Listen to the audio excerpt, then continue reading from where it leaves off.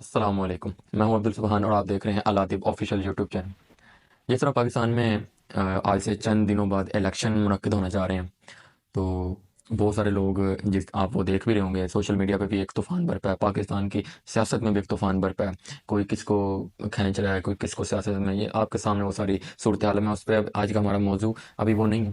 میرا موضوع یہ ہے کہ بہت سارے میں نے انٹرویوز وغیرہ دیکھے جس میں لوگ کہہ رہے تھے کہ ہم ووٹ ڈالیں گے نہیں، سرے سے ووٹ ہی نہیں ڈالیں گے۔ تو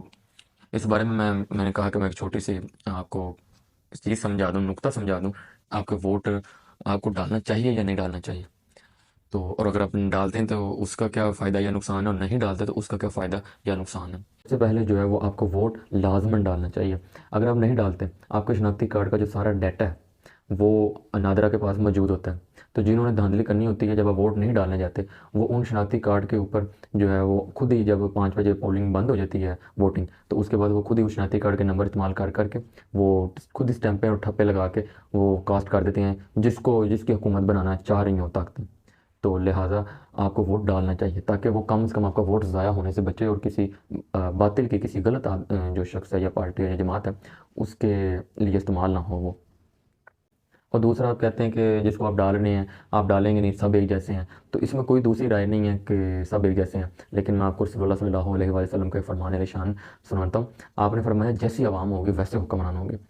اگر آپ اگر آپ اور میں محاسبہ کریں تو کیا ہم ٹھیک ہیں؟ ہم ٹھیک نہیں ہیں۔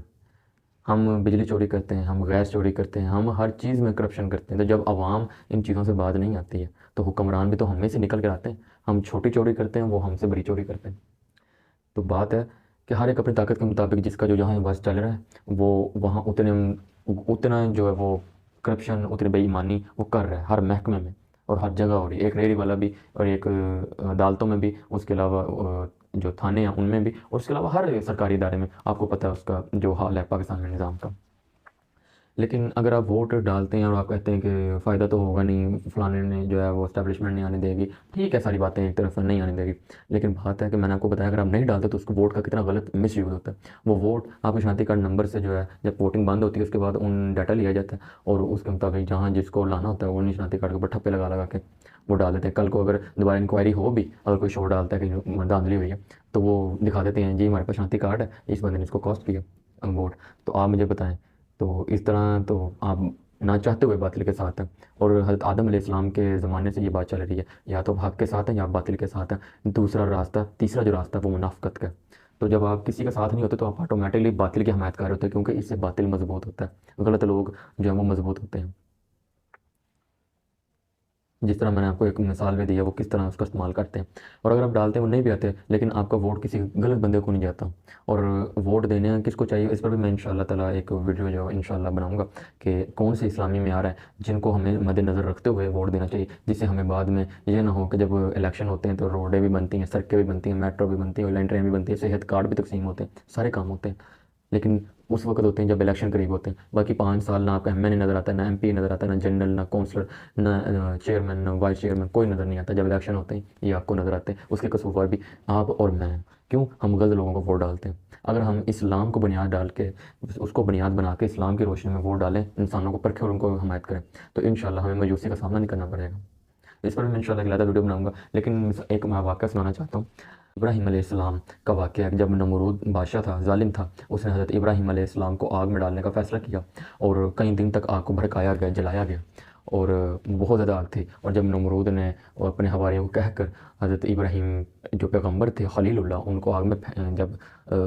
اس نے بے ادبی کی، ان کو آگ میں بھیجا، تو اس کا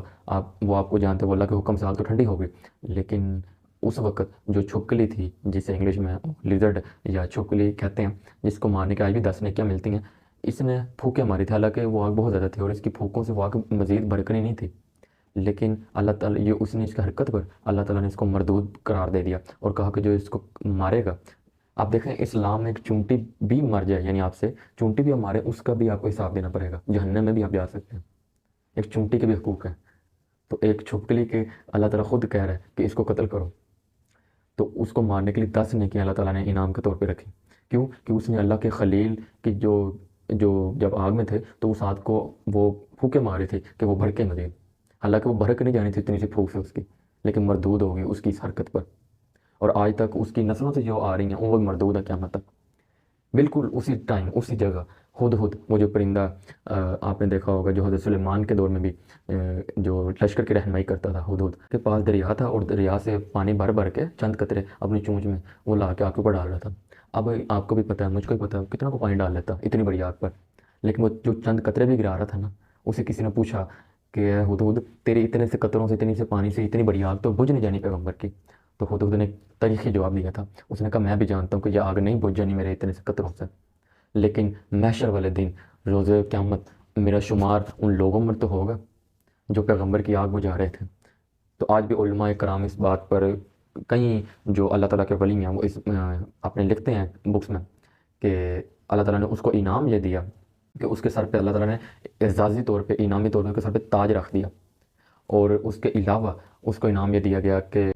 کئی ضعیف روایتوں میں نے یعنی ولیوں کی ضعیف روایتوں میں یہ میں نے بات پڑھی کہ جب وہ اپنی مرضی سے اللہ کے حکم سے اپنی مرضی سے کسی کے شخص کے اوپر سے وہ گزر جائے تو اللہ تعالیٰ اس کو حکمرانی اس کو اور اس کی نسلوں کو عطا کر دیتا ہے۔ اور جس طرح وہ سلطان محمود غزنوی کے جو والد تھے سبتغین، تو ان کو عطا ہوئی تھی وہ ہرن والا واقعہ آپ کو یاد ہوگا، نہیں تو کسی دن اس پر میں آپ کو ویڈیو بنا دوں گا، تو آپ اس پہ ریسرچ کر لیجیے گا، یہ باتیں میں اپنی طرف سے نہیں کر رہا، یہ ساری ہیں ہوئی ہیں۔ تو بات ہے کہ ٹھیک ہے ہمارے ایک ووٹ سے کچھ نہ ہو، ہمارے 2 ووٹوں 10 ووٹوں سے کچھ نہیں ہو، دین تخت پہ نہ ہے، لیکن کم از کم ہمارا شمار تو ہدہد والی صفوں میں تو ہوگا جو رسول اللہ صلی اللہ علیہ وآلہ وسلم کے جو اللہ کے دین کو نظام مصطفیٰ کو تخت پہ لانے کی کوشش کر رہے تھے۔ تو بس آج کے میری یہی ویڈیو تھی کہ آپ کو ووٹ ڈالنا چاہیے، اور انشاءاللہ بہت جلد میں ایک ویڈیو اس پہ بناؤں گا کہ ہمیں ووٹ کن لوگوں کو ڈالنا چاہیے کن کو نہیں ڈالنا چاہیے۔ انشاءاللہ ایک نئی ویڈیو میں ملاقات ہوتی ہے۔ اپنا اور اپنے چاہنے والوں کو بہت زیادہ خیال رکھیں۔ اللہ حافظ۔